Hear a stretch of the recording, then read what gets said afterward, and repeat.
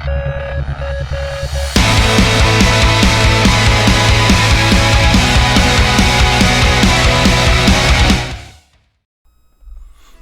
going on YouTube, and welcome to Anteiku Nation, my home, your home, for all things gaming, and all things Cardfight Vanguard 0. Today, I'd like to take a moment to look at the upcoming set 4, Awakening with Twin Blades. Now these cards in this set are going to be around for a long time, and I'd like to discuss it, like to go over it, and give my thoughts and opinions on this set and the meta going forward. But before we begin guys, please hit that like button if you like this video, smash that subscribe button, and hit the bell so that you can be notified each and every time that I upload a brand new video. And with all that being said guys, let's dive right into it.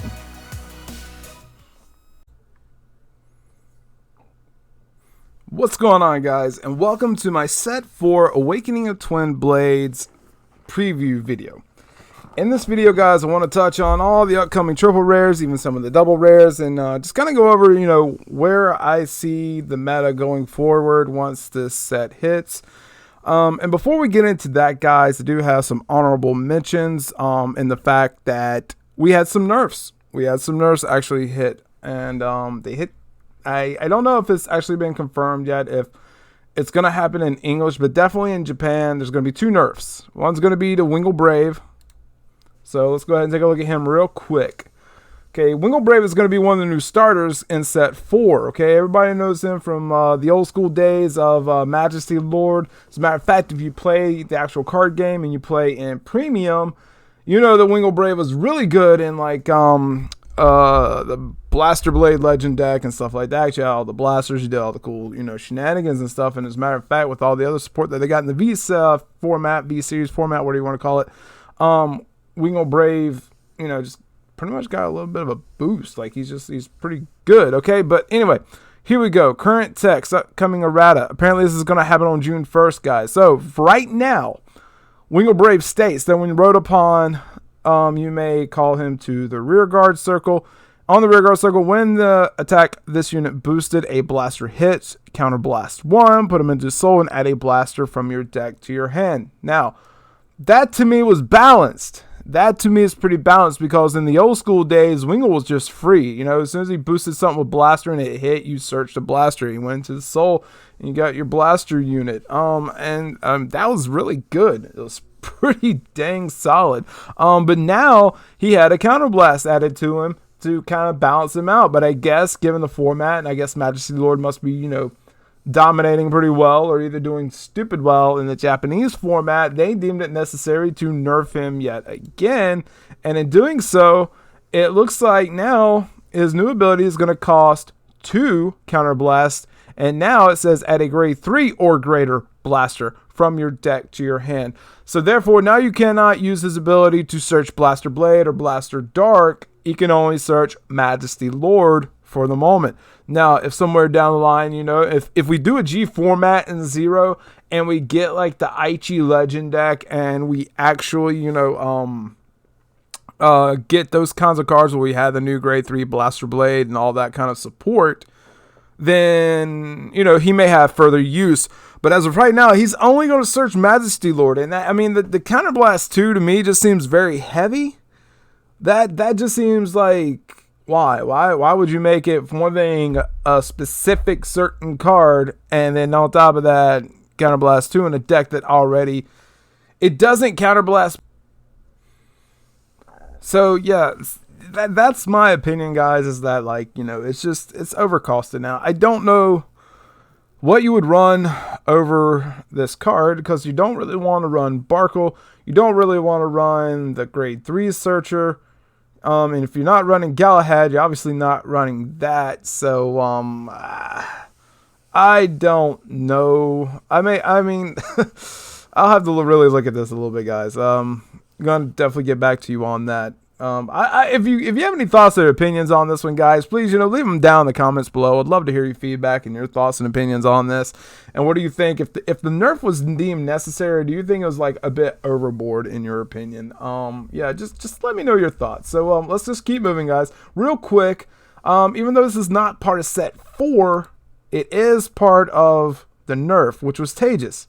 Okay, now right now Tejas says he's a grade 2 AK attackers. So Vanguard, Rearguard, this unit can attack a unit in the back row opposite. So basically what we've all been doing, and we all know the strategy behind Tejas while we ran him in the deck, or while we run him, is that you want to place him either on the Vanguard or the Rearguard circle, because if they put their starter, aka for all intents and purposes Conroe, in the back in the mirror match, you want to snipe Conroe. Now, granted, if you're going up against Royals, they throw the Barkle back there. If they throw if you're playing if they're playing Razors, and you want to get rid of their Battle Razor, then, Tejas was your go-to guy. Now, he still is your go-to, but the problem is most people are going to be smart, and they're going to be like, I'm going to tuck my starter behind my Vanguard now because I don't want Tejas sniping my unit. Now, why do I say that? Because the nerf coming up on June 1st now states that his ability only is available on the rear guard circle.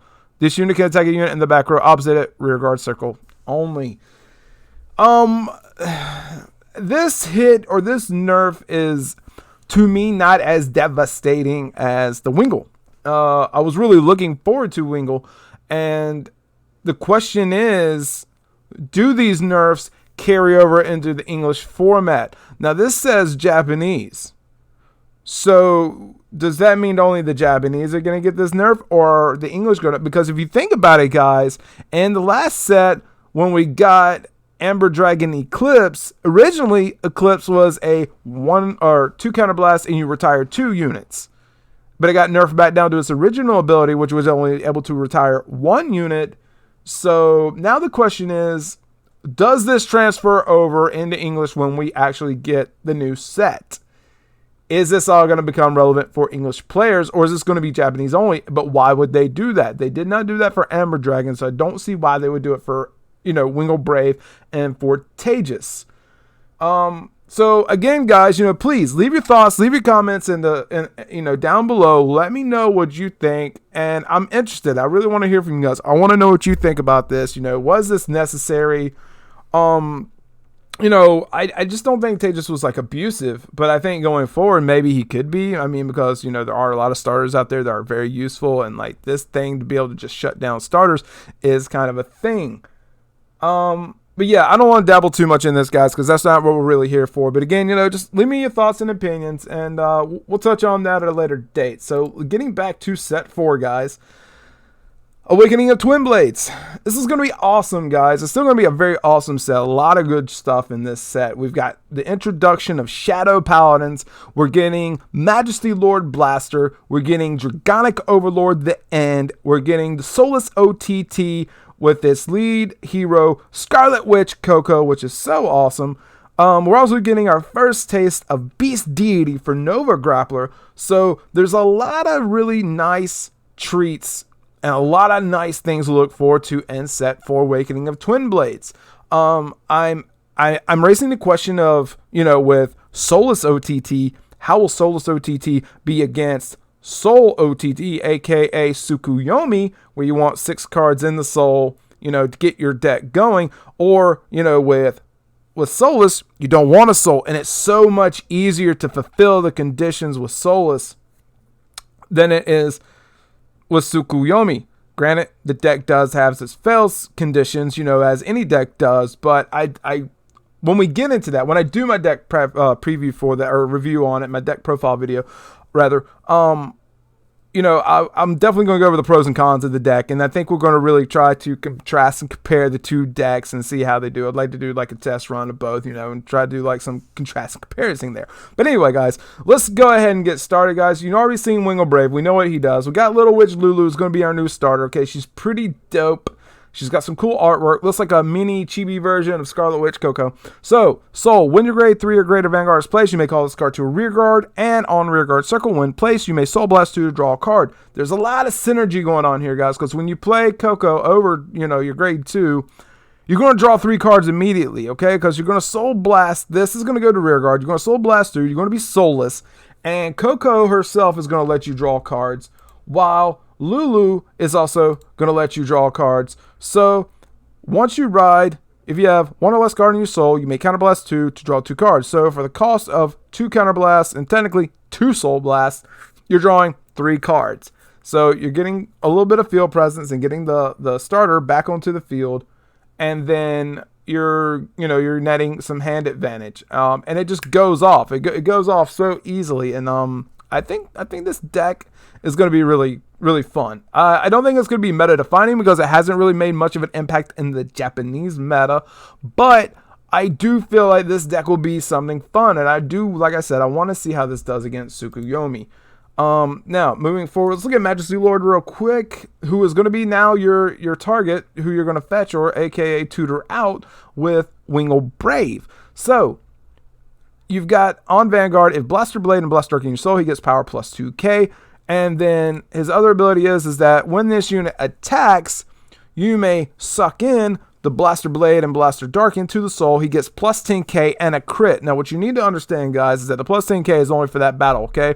So the initial activation of this ability is going to kickstart to 10k. You're going to have that until the end of battle or the end of turn. Let's look at that. I can't remember. Is it end of battle? End of that battle, okay? So this is going to be a one-time thing. Although the better part, what makes him so great, is that he's always going to be a plus 2 crit, okay? He's always going to be sitting at 2 crit, and he's going to be sitting at an extra 2,000, so it's going to be 12k and a crit, and that's awesome, okay? Majesty Lord is awesome. There's a reason why they're trying to nerf Wingal. There's a reason why they're trying to bring some balance back to the deck, and I guess this deck is just going off really hard right now, and they're trying to keep it in check. So we'll see. We'll see what happens in the English meta, guys. So moving forward, we've got Phantom Blaster Overlord, the Matt Daddy, as you would, of Shadows. Okay, he is a beast. He is a cross ride for Phantom Blaster Overlord.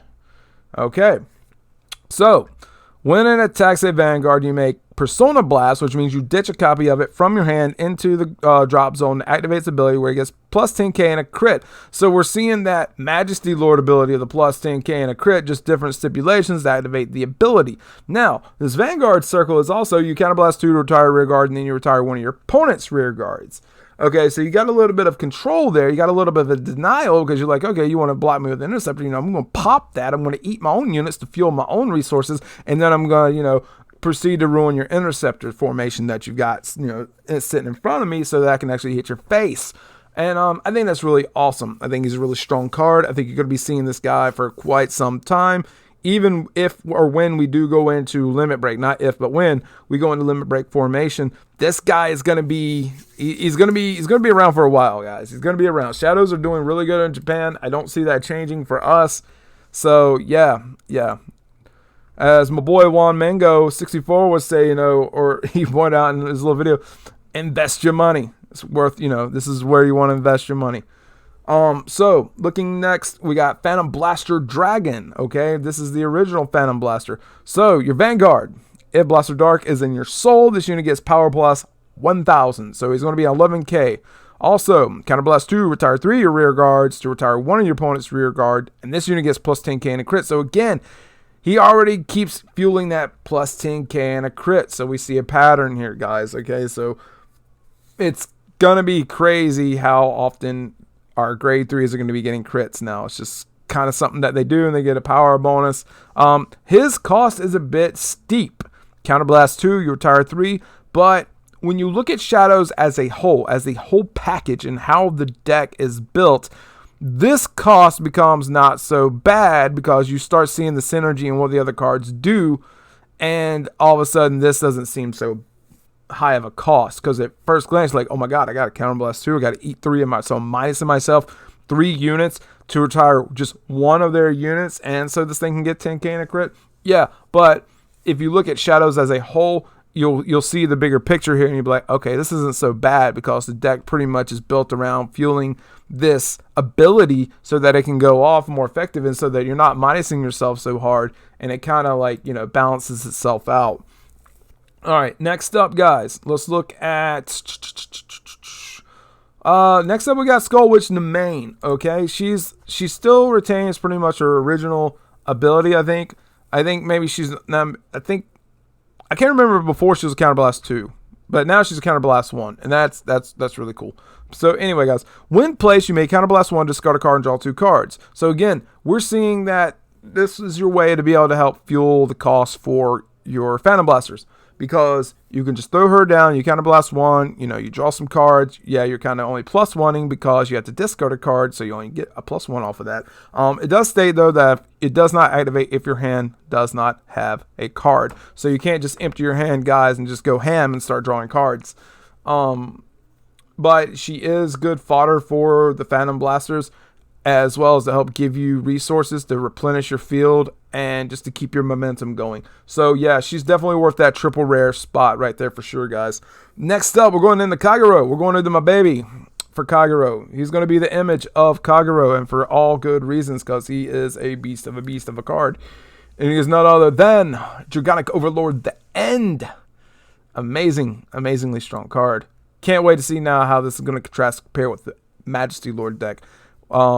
I am so looking forward because I have enough materials to make 4 of these. Again, I'm not bragging. I'm just saying I'm really happy about that, guys. So, he is a cross ride for Dragonic Overlord. So, on the Vanguard circle, when this attack hits, you may counterblast to Persona Blast. Again, you ditch a copy of this from your hand to activate this ability to stand this unit and draw 2 cards. Some people would say, oh, well, his ability is better than the original. Actually, it's not. It's actually the exact same ability. It's just worded different due to the format of 0, because before, in the original game, back in Generation 1, back in the good old days, as I like to call it, you kept your drive check. So what would happen is, not only would you counterblast to Persona Blast, you'd have to ditch 2 cards. But since we don't keep the drive checks, this is a way of balancing that out. So we get to draw 2 cards. So it's still basically the same thing. You're not having to ditch any cards, granted, but you are still drawing 2 cards, and that's awesome because, like, this is not a once per turn ability. It just states that when the attack hits, so it could hit a rear guard interceptor, and let's just say it kills it. This thing drive checks into a trigger or 2. All of a sudden, you ditch a copy of it. It's standing back up. Now it's swinging at the Vanguard with all that, you know, extra power added to it. Let's say you hit a crit. I don't know if you'll run crits in that deck. I don't think the deck has room for it, so more likely you're going to be running draw. But he's going to be swinging for more power and more intent on actually hitting the Vanguard. And that's threatening. That's power. That's really good. And the fact that you draw 2 cards is actually really good, I think, in my opinion, especially when you want to draw into your pieces for this. I think it just helps fuel that ability to kind of get the pieces that you need so that you can make the ability go off. But anyway, guys, let's not dabble too long. He's going to be really strong. He's going to be in the meta for quite some while, even with Limit Break coming up around the corner after this set, maybe with this set. It depends. We will see. Good stuff, guys. Good stuff. So, moving on, we are looking at Beast Deity Azure Dragon. Okay, finally, guys, we're getting to my favorite archetype of Nova Grappler. They were my favorite all-time Nova Grappler archetype above anything else, and it's still one of my most favorite decks when it comes to Nova Grapplers. They may not be my most favorite clan, but that was definitely one of my favorite decks back in the day.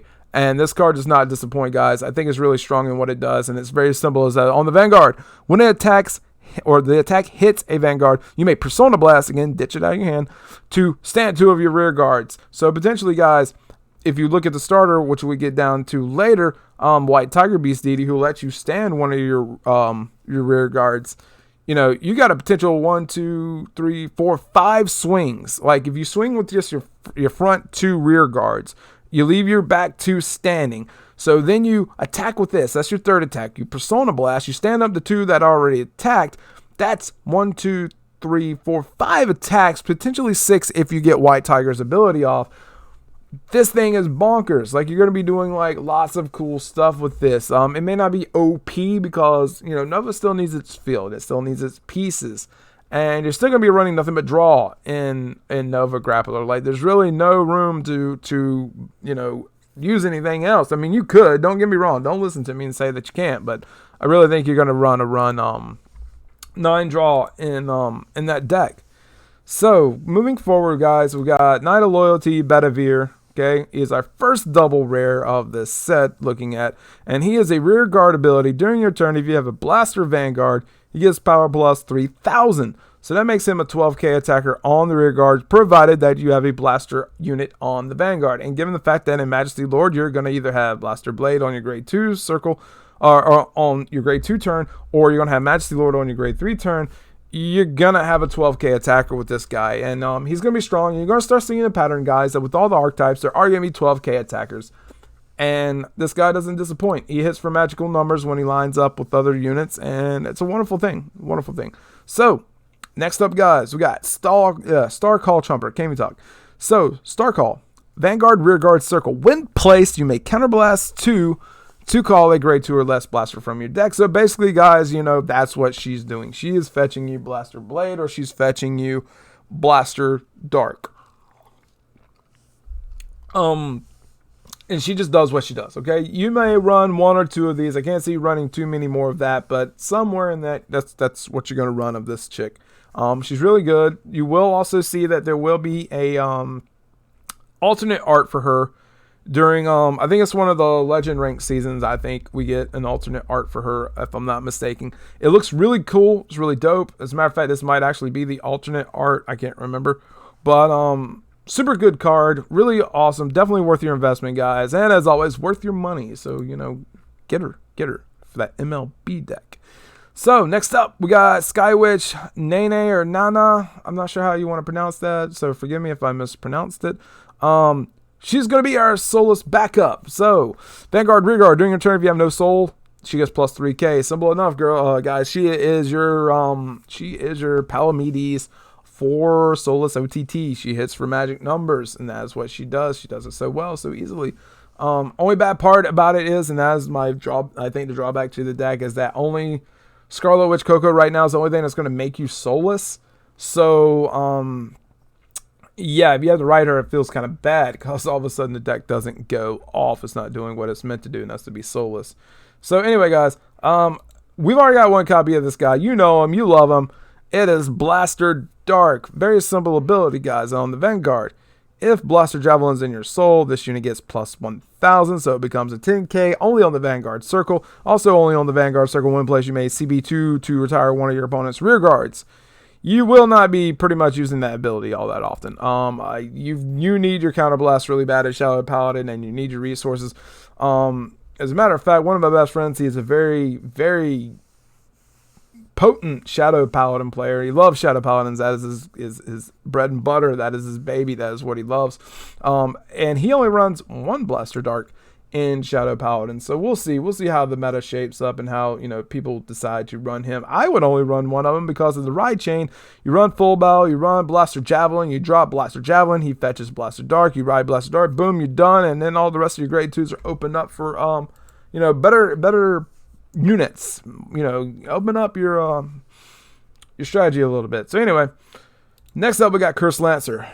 This guy used to be like a rare, as a matter of fact, which is really weird that they made him a double rare in this game, but I get it because Bellicosity got that double rare treatment, and he is one of the only other counterchargers in the game. We don't have too many of those, and Shadows definitely needs a countercharger, and that is what he is. He's Bellicosity. So basically, Vanguard rear guard, guys, when its attack hits the Vanguard, you may countercharge 1, and you're definitely going to be running this guy. Like, you will not be running this guy. He's so good, so good. Helps fuel your purposes for Shadow Paladin. So let's see. Next up, we've got Moonlight Witch Vaha. Now, I call her the backup to the mains, guys. Like, if you can't get your hands on the mains right away, and you have to find yourself in that position where you're like, I gotta craft my mains because I don't have her, Vaha would be a good backup choice, as she's the Vanguard rear guard. When an attack hits, you may counterblast 2 to draw a card. Now, granted, that CB cost is a bit heavy, given the fact you really want to be saving your counterblast for, like, Darkness Maiden Matcha if you use her, or definitely for your Phantom Blasters. So it's like, it's a bit of a hard cost right there. But granted, that's why we also got Curse Lancer, so it can kind of, you know, mitigate that cost a little bit. But she's good. She does what she does. She draws cards. She lets you a little bit of, you know, advantage. So yeah, guys, I would only use this as a backup, because if you get your mains, you get all your other stuff. I would not be using this. I don't think it's worth the double rarity that they gave it. But, you know, maybe I'm wrong. Maybe I'm wrong. Anyway, next up, we've got that 12k attacker I was talking about, guys, and Knight of Nullity Masquerade. He is a 12k attacker for Shadow Paladins, provided you have a Blaster unit on the Vanguard. And given the fact you want Blaster Dark on your grade 2 turn, and you want, your Phantom Blasters, always going to have a Blaster unit on your Vanguard. So he's always going to be a 12k attacker on the rear guard, provided you meet those stipulations. Not hard. He is what he is. He is a brutal beatdown. He hits for, big numbers depending on how you line your stuff up. He's good. He's good. Run him. Do not run him less than probably 4 of, maybe 3 to 4. That's it. So let's see. Next up, we've got another Shadow Paladin, double rare, Darkness Maiden Matcha, which now we're seeing like Shadows are getting like a lot of the double rare slots in this set, guys.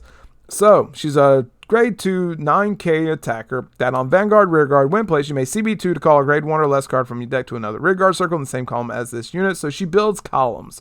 That's what she does, guys. She makes a column for 2 counter blasts, and she helps fuel Phantom Blasters. So this is why you want to run your Cursed Lancers, so that you can, get other abilities off. I don't know what the deck recipe is for Shadows, because they're not my deck of choice. They're opposite of what I like to play. But if you know it, then you know it. But I don't know if they run this. I don't know if they run Matcha or Maka in the actual deck recipe for the Japanese format. I do know that they topped in the championship. I mean, and for all good reasons. Shadows are just an all-around amazing clan. Just not my clan of choice, because I love my gold Paladins. Enough said. Moving on, guys. We got up next Dark Shield Maculator. Not much to really say about this guy, guys. He's your PG. You run 4 of them. And that's really it. He's got pretty badass artwork. He looks awesome. He does what he does. He protects you. He saves your lives. Helps save you from losing games. I know some people like to run like 3 PGs in their decks. If that works for you, awesome. Me, I'm going to be running 4. I'm not really chasing Shadows, but if I get them, I get them. And I'll be running 4. Let's see. Next up, we've got Prowling Dragon Striker. Now, I would like to touch on this guy a bit, okay? I'm going to tech in one of him upon release, and hopefully I get him. I should be able to at least nail 1 copy of him. I don't see you needing more than 1 copy, because on Vanguard he has Restraint, meaning that he cannot attack, but he's got another special ability, which I like to call the Mini Break Ride. Reason being that he is technically our first Break Ride prior to Break Ride format. Because when you ride your grade 3 over top of him, your grade 3 is going to get a plus 5k bonus and a crit. Yes, guys.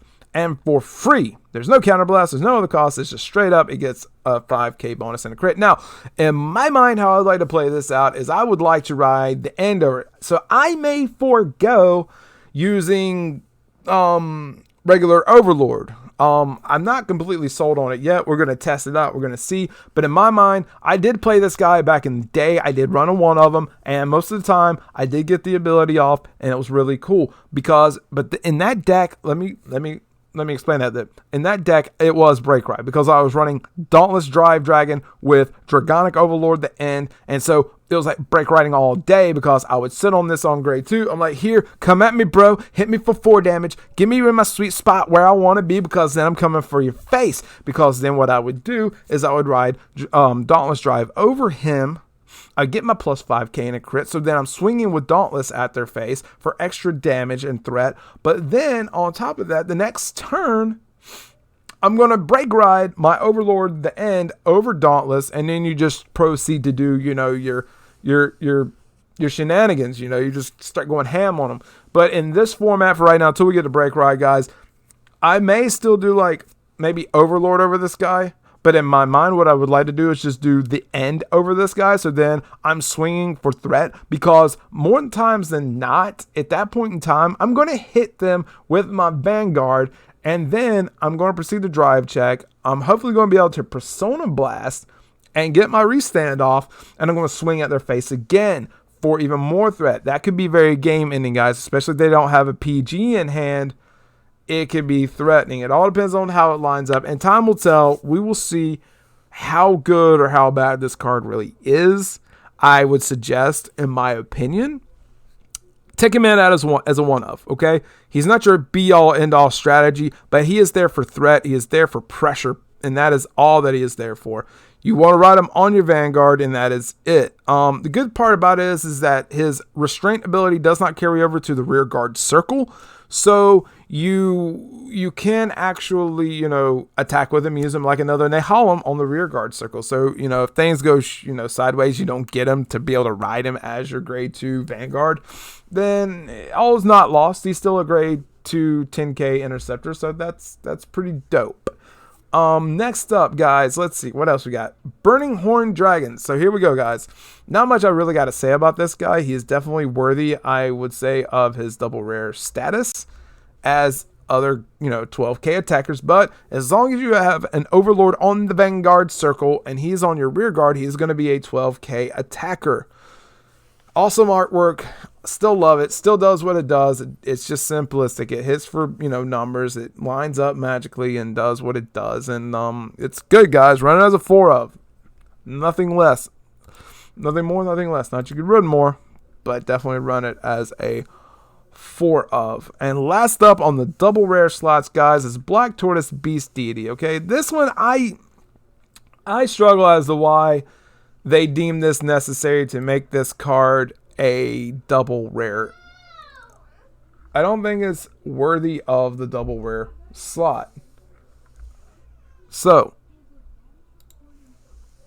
if we look at Beast Deity Black Tortoise, Vanguard rear guard circle. When its attack hits a Vanguard, look at 5 cards from the top of your deck, put a Beast Deity as your dragon from among them into your hand, and put the rest on the bottom of your deck. So basically, he just searches out your extra copy of Azure Dragon so that you can assure that you actually get the ability off. And that's basically all this guy does, guys. He's just a searcher. But the sad part is that he's 8k.